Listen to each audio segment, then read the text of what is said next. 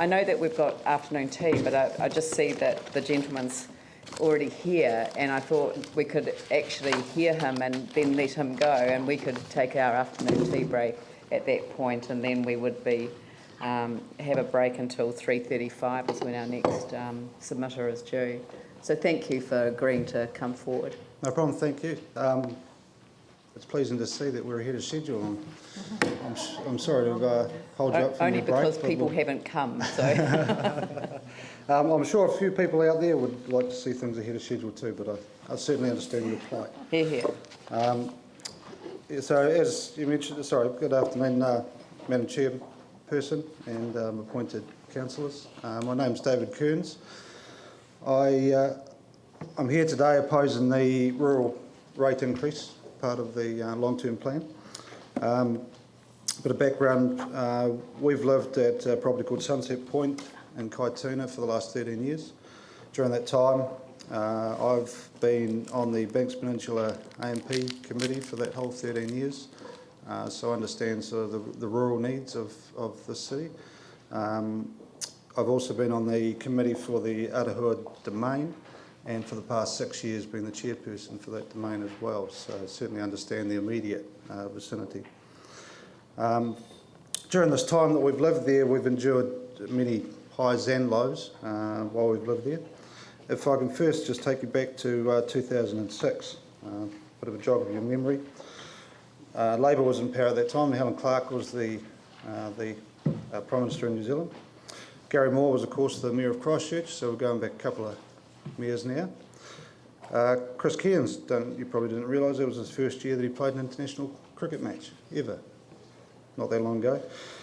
Dog chipping obviously was made compulsory. Trade Me was purchased that year by Fairfax, and March that same year, Banks Peninsula District Council was amalgamated with the Christchurch City Council. The first evidence we saw from the Christchurch City Council at that stage was a need to have a look at the rural rates at that time. There was, I guess, a perception that the Christchurch City Council at that time maybe didn't have a great grasp on what rural community was about, and that there was a small rural holding within the Christchurch City Council boundaries before the amalgamation.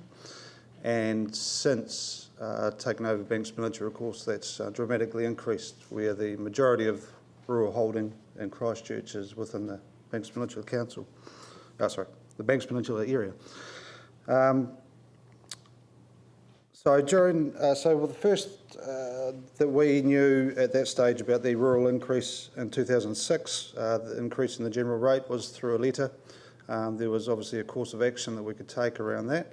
The criteria at that time was certainly different to what it is now, in that it was stipulated that if you had a property of 2 hectares or less, that a substantial amount of the property needed to be set aside for farming.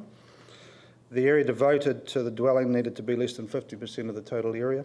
The dwelling needed to be positioned in one corner of the property, etc., etc. All quite reasonable and understandable items. We wrote to the council at that time opposing the rate increase at that stage. Our first letter was rejected, so another was written, and again that was rejected. And I insisted upon that time that somebody from the City Council actually do visit our property, as I established that Google Maps was the main basis for things at that stage. And as we all know, 2006, the old resolution wasn't that great. So that was accepted by the council. I was expecting 1 or 2 people to turn up, and 2 carloads of people turned up, which was good. It obviously showed that the council was taking it seriously. So within a couple of minutes, we walked up our property.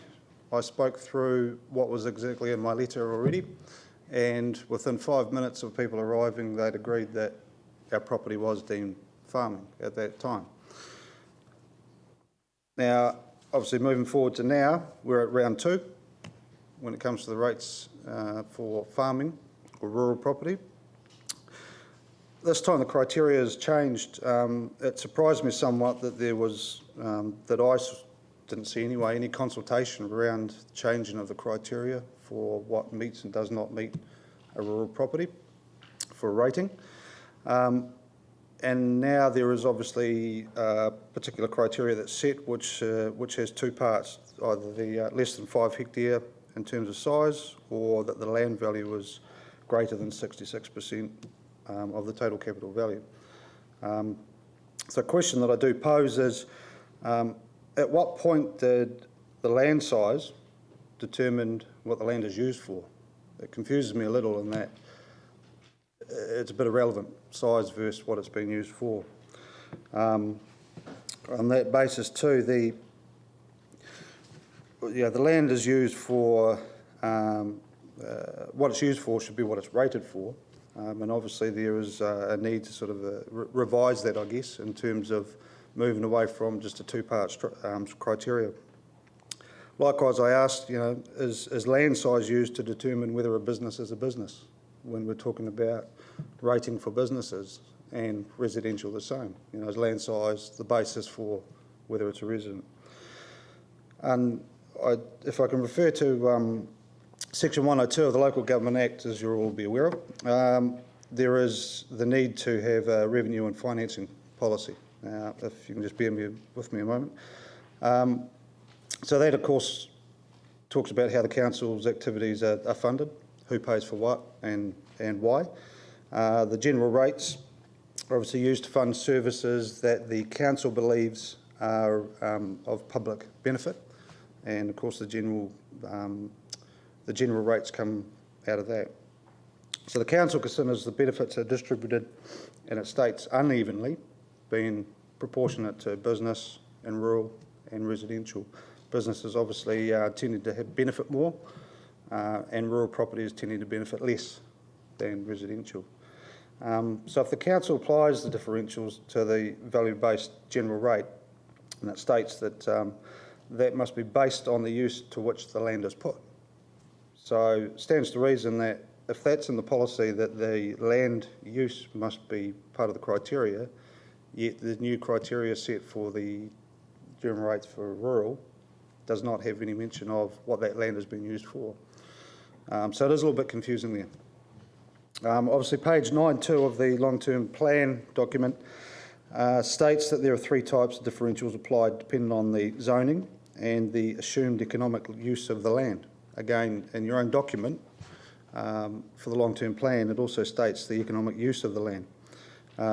So if that assumption toward the economic use of the land is removed, as is with the proposed criteria, essentially it sets a blanket rule for everything, stating that any property under 5 hectares cannot be productive, cannot be economic, and cannot be used for farming, which really doesn't make sense. So, I mean, I do apologise, but in my words, it's wrong at the moment. And as I stated earlier, I think 2 carloads of councillors or council people already agreed with me. So in summarising, it's my opinion anyway that if there is only 2 criteria, then essentially what we're looking at is that the land use has been completely ignored, and on the surface of things, it can appear like it's purely an exercise for gathering revenue, which I know you are short of too. But if that's the basis of why it's been imposed, then... The reason is administrative efficiency. And if we'd managed to group all of these submissions together, we've heard this submission before, so from others who are similarly affected. And I think that administrative efficiency has been proposed in this model, and what a number are saying is that we actually do farm these smaller holdings, and that was the reason for the differential, and you should stick to it. So would that be it in a nutshell? Sort of, yeah, in a way. And I realise I'm not going to be the only person that's raising this subject. But look, you've gone well over the 5 minutes, and I've been lenient in that regard. Yep, no problem. But I think the message certainly has been well received in terms of the process that we've gone through and the substance of the argument. So we'll be certainly taking all these submissions into account. No problem. Thank you very much. Right, So we're going to adjourn the meeting now until 3:35.